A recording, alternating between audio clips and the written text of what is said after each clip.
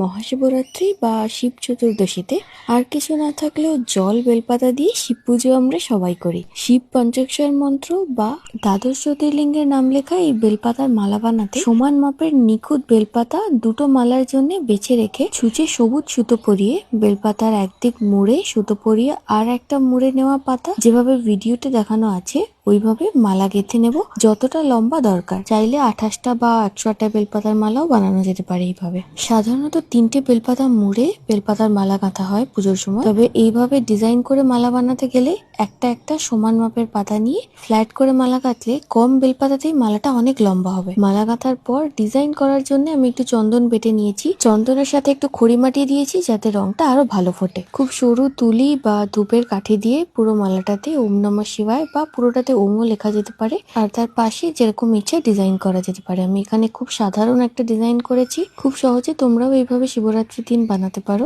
12টা পাতা দিয়ে আমি একটা মালা গেঁথেছি যার মধ্যে সোমনাথ, মল্লিকার্জুন, মহাকালেশ্বর, ওমকারেশ্বর, কেদারনাথ,